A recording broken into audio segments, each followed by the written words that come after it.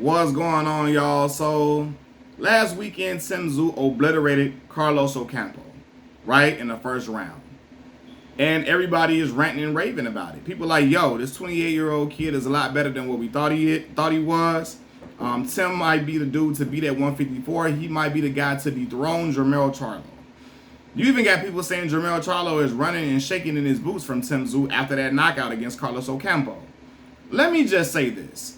Tsyzu, the son of Tsyzu, is way better than I thought he was. Big, strong guy. Can really crack, can punch, and he swings with bad intentions, for sure, which is what you're supposed to be doing in boxing, period. But he seems like he's trying to get dudes up out of there, right? So I like his style, I like his demeanor in the ring, all of that. I will say that I wasn't impressed when he beat Terrell Gaucher. I just thought, okay, whatever, you know. He got the win, but I didn't find nothing special about him. After the way he knocked out Tony Harrison, I said, okay.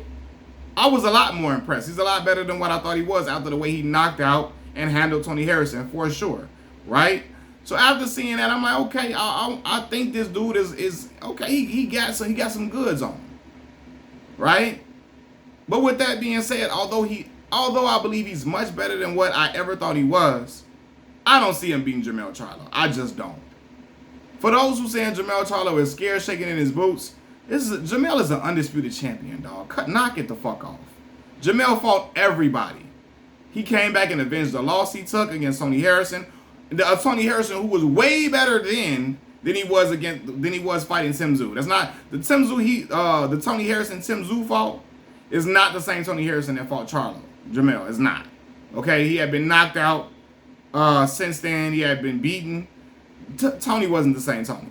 But yet still, all credit to Tsyzu on that, but I just know he wasn't. I still was impressed, for sure, but I know Tony wasn't the same Tony, right? But Jermell Charlo is an undisputed champion. He beat all them dudes for them belts, right? Tsyzu has only beat B-level competition up to this point. He's never stepped in the ring with a dude that punches as hard as Jermell, who can counter him viciously. Because one thing I did notice in watching Tsyzu fight, when he gets into these exchanges, he swings wildly and leaves himself open terribly. And I can see Jermell countering him with the uppercut from hell. Or a hook from hell. Okay? And I don't know how Tim will respond when he's been hurt by a guy who is a big puncher. Now, people will look at Jermell Charlo's knockout ratio and say he can't be that big of a puncher. He doesn't have a whole lot of knockouts. He got, what, 18 knockouts compared to, what, 30-something fights? But I will say, since going with Derrick James, his knockout ratio has improved and increased steadily. When he was under Ronnie Shields, he was more of a technician. Now Jermell is trying to get dudes the hell up out of there. Okay? He's trying to have you seeing stars like you sitting inside of a Wraith. So we'll see what Tsyzu how he can handle that. Because I haven't seen him go against a dude who has the resiliency, the demeanor, the knock you out mindset that Jermell Charlo has.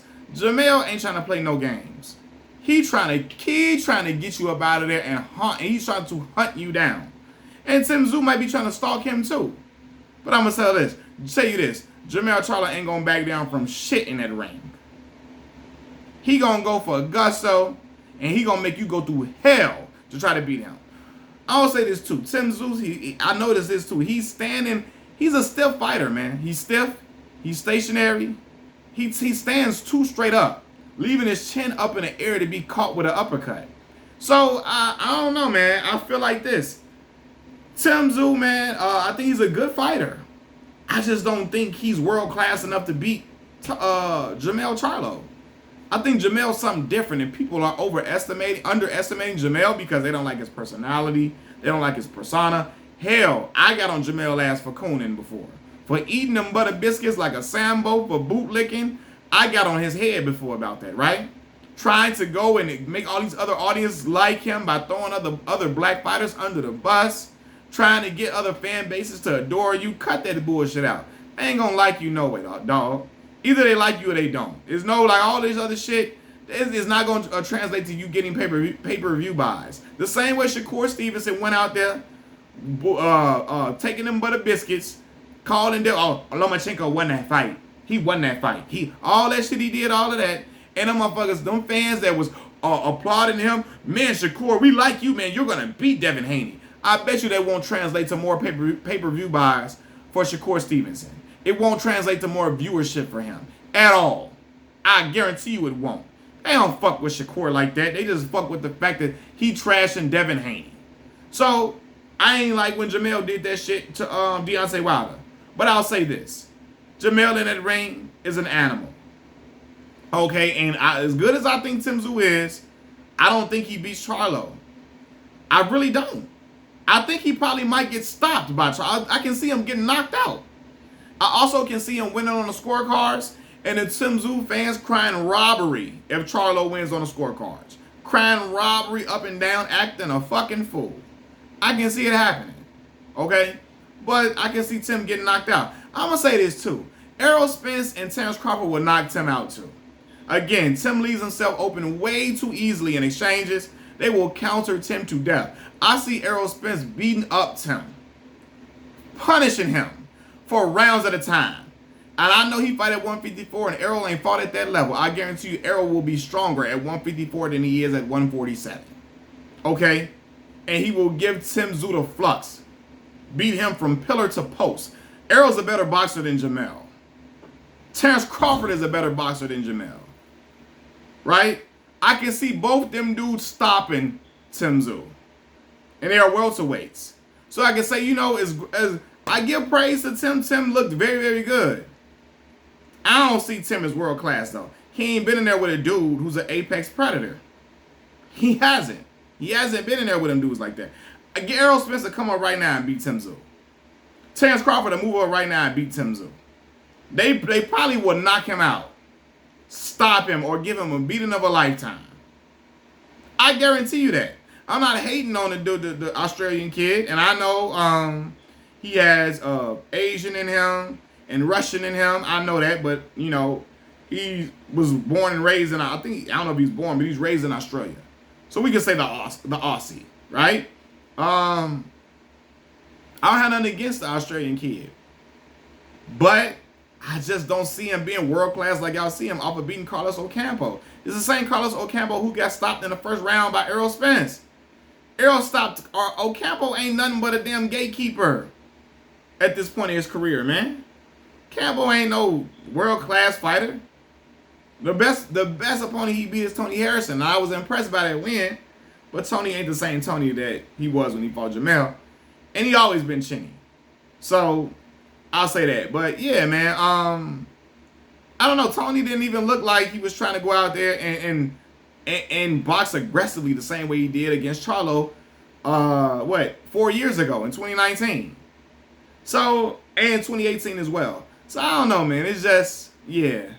I don't see him beating Jamel. And again, Errol Spence and Terence Crawford to come out right now and beat him. Easily. Easily. I guarantee you that.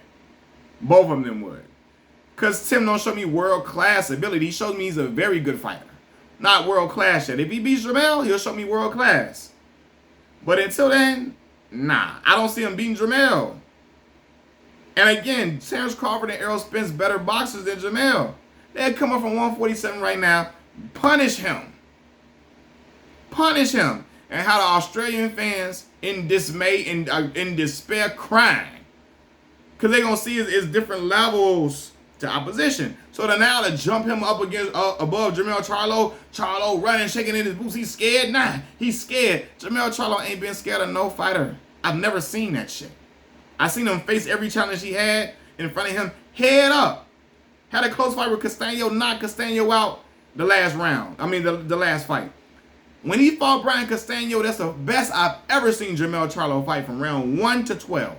Not 12. It didn't even go 12. It went, 9 rounds? 10 rounds against Castaño, maybe? That's the best performance I've ever seen him fight under Derrick James. He was cerebral.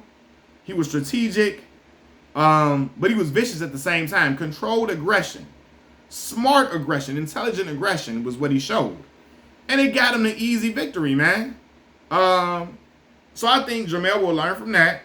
Even though he's been out for a while. Ring rust will not be in his favor. And I know some will say, oh, Tsyzu only fought Ocampo to knock out, to stay active. That could be true. He's a more active guy, and that will bode well for him in a fight.